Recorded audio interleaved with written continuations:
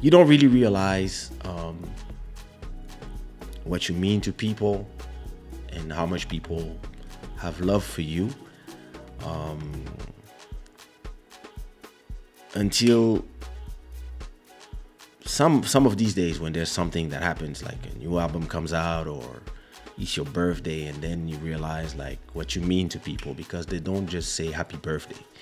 They say happy birthday and you mean this to me, and your music means this to me, stuff like that. And it's yeah, it's a beautiful thing. It's a beautiful thing to know that it's gonna take you 3 days to read all the messages.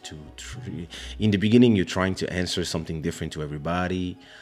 By 9 p.m., you're just replying with hearts, heart, diamonds, heart, blue heart, red heart, diamond, smile, 100%. You know, like, and then you just click the heart on all the messages because it's overwhelming. You get like private messages on WhatsApp, you get I don't know, 100 private messages on Instagram, you get 1,000 private messages on Facebook,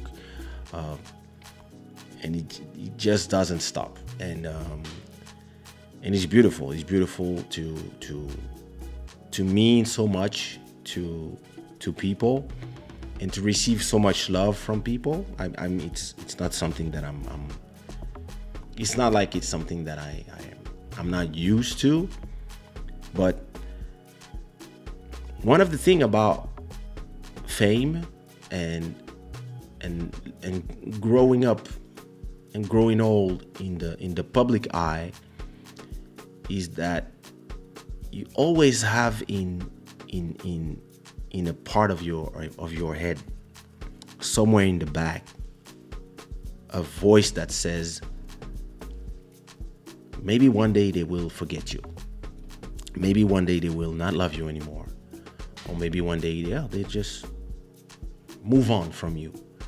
And from the first show I did in 1992, when I was 18,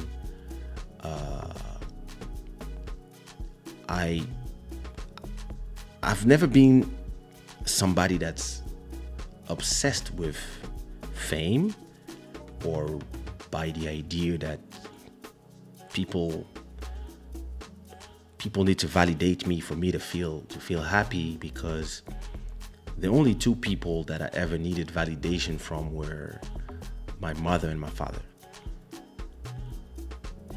And at the same time, when you go to a place and there's 1,000 people coming to see you, or 10,000 people, or 100,000, or even 50 people, those 50 people, they mean something to you because they are the validation of your work, of your art, of the people who took the time to dress up, leave their houses, and come to see you, and come to yell, come to dance, come to cry, come to listen to you singing live.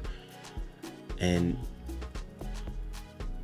every year that passed by, from your first show, when you have like 20 people, then 40 people, then 60 people, and then 96 you are performing with other people, 98 first album, and then all of a sudden you now have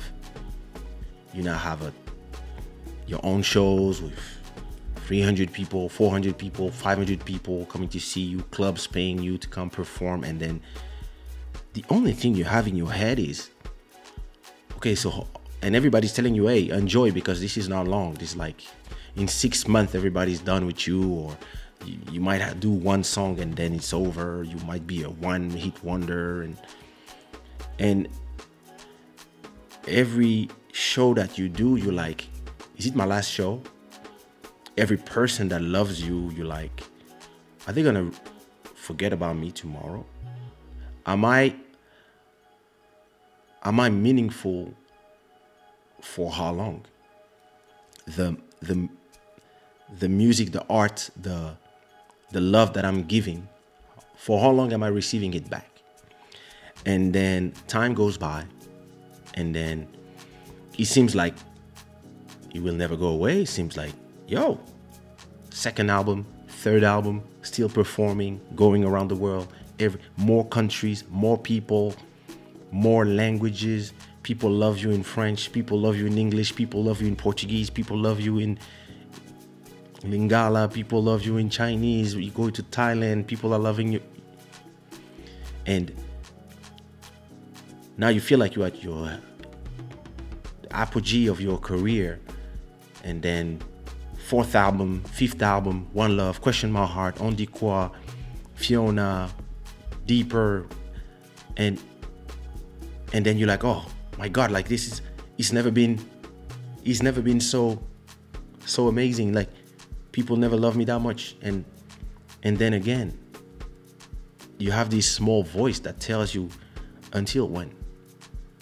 Like, is there a moment where people are done with you and people stop loving you and people remember like, oh, back in the day I used to love his songs, but they're done now because, yeah, there's new kids. Like when you are 30, 31, there's some new kids that are 20 that are hot, that are new, and some of them, they come with you. And so you're like, okay, maybe, yeah, I mean, am I the king? Am I the prince?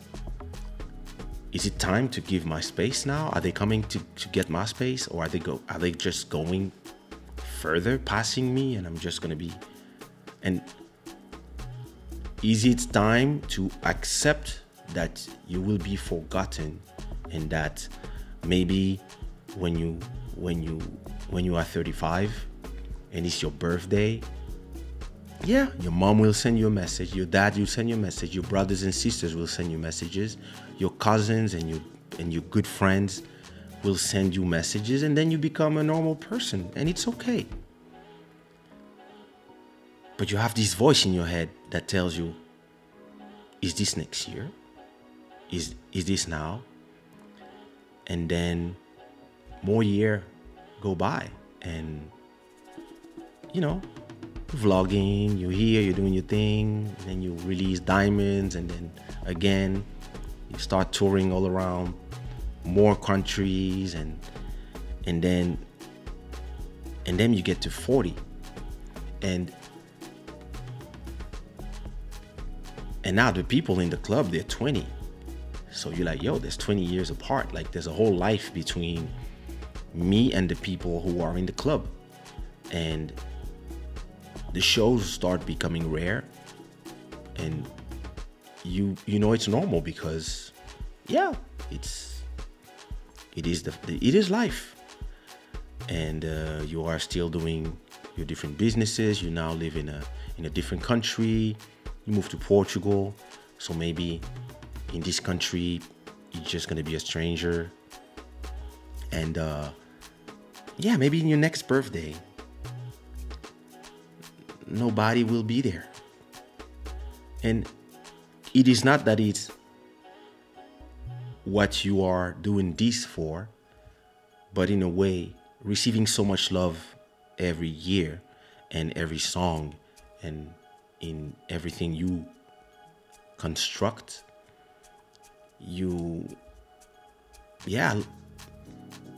when you post your happy birthday post, it's not like you hope that you're gonna have 1,000 comments and messages and all these things, but you kind of got used to it for the last 20 years. So you're like, yeah, maybe when, like, I'm doing less shows and there's a lot of new kids, there's a lot of new guys, like there's 2 or 3 generations behind me now. I can now be like the godfather, and then and yeah, you like, I'm just gonna do my little singles and enjoy my music, enjoy my catalog, and chill. And I remember one day, Bruno from Mais Kizomba sent me a message in 2014. Yeah, in 2014. 2014 or 2015, and he told me, yo, you need to release an album. People, you need to guide the people. You need to guide us. And I remember reading this message being like, guide you? Like, this is the goal of all the new kids now. Like, send this message to, yeah, you know, them. Those who are 20 years old. They are, you know, they are the ones running now. Me, I'm old and tired. And it was like, no. This is your job. You have to. Kizomba is not knowing where it's going. You need to show them the way. And it was interesting because Bruno, being the guy who has the biggest Kizomba channel in YouTube, and who's became so influential in the culture with this channel, it was strange that he comes to me to tell me this. And then I released my album in 2017, African Prince, with 40 songs. And I released it not thinking to myself, people are gonna, you know, he's gonna. And then when he came out, like, he felt like every artist sat down to listen to that album.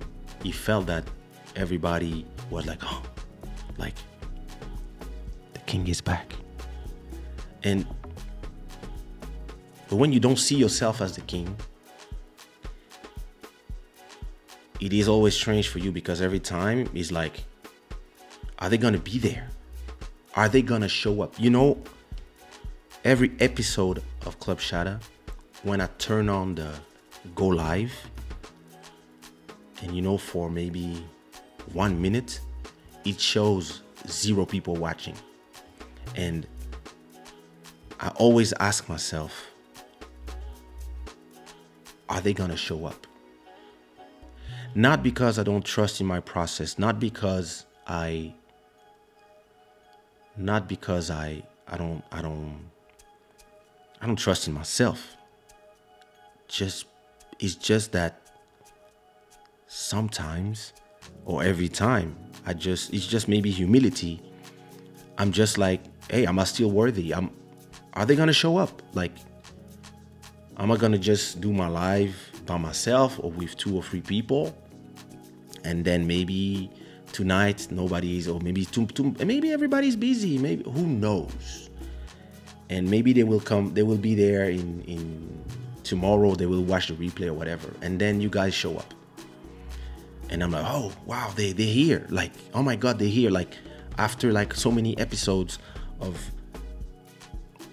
me talking, like, they're still here. Like, and when I got 45, like, I was still doing shows, and then people are still coming to the shows, but of course less shows, because it's less and less my business. And then the last year, I didn't do a show. I did one show the whole year, and it's normal. It's the pandemic.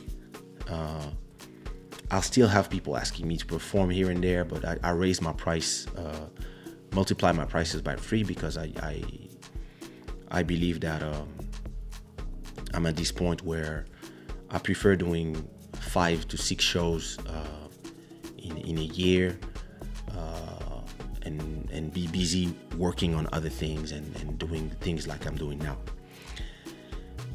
And then yesterday I posted at midnight, yeah, you know, birthday boy, 47, like, you know, I'm blessed. I'm still here, and you know, I middle of the quarantine, so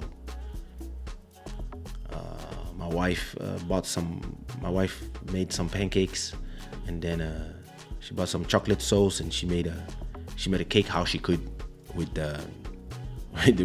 because we're in quarantine, right?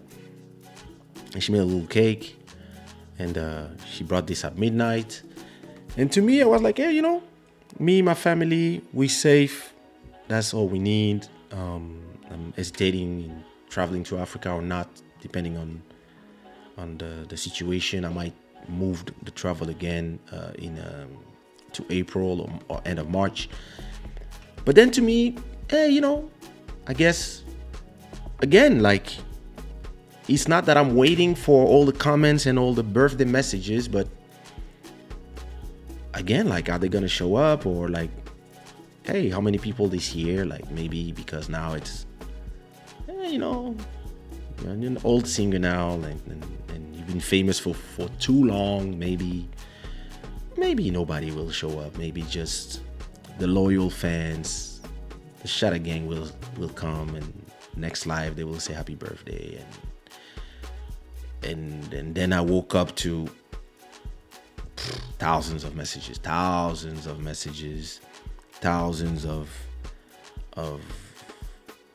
comments on my posts, thousands of people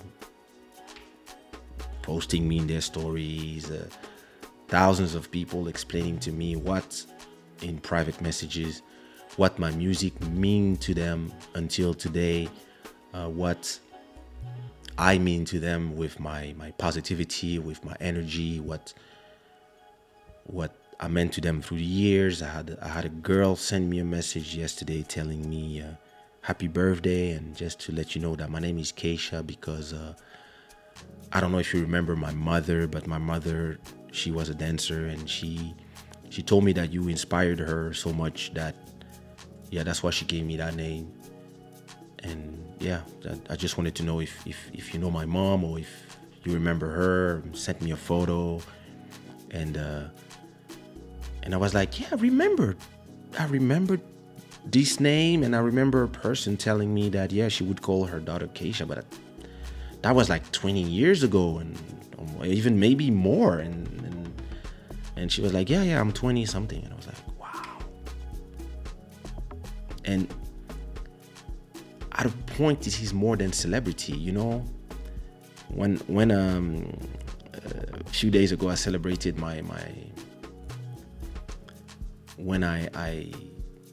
I celebrated my son's birthday, my 18th birthday. Somebody told me in the comments, wow, he's already 18. We've seen him grow up. We've seen him grow up with you online, from your MySpace to your Facebook to your Instagram and etc. We've seen your son, and it feels like I've seen this kid grow up like I'm one of his aunties. And so many artists, they have a short career, or they do one song and then they disappear. And it might be hard because fame and everything that goes with it is something that is addictive to some people, and most people are taught it's forever, and it's not. Most people they get this. They get a year, 6 months, 2 years, I don't know. And the first time I took a microphone and performed for 200 people in a club in Belgium called Écume de Nuit, I was 18. It was in 1992. And we are in 2021. I'm 47 today. And interestingly, in a club or in a vlog or in a live stream on Instagram or on YouTube or anywhere else, you guys are here.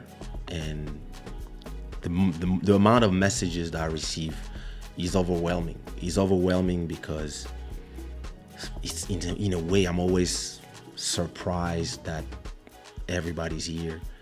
Some people discovered me yesterday, some others discovered me 25 years ago, and some people know me even before that, before fame, before, and the love is the same.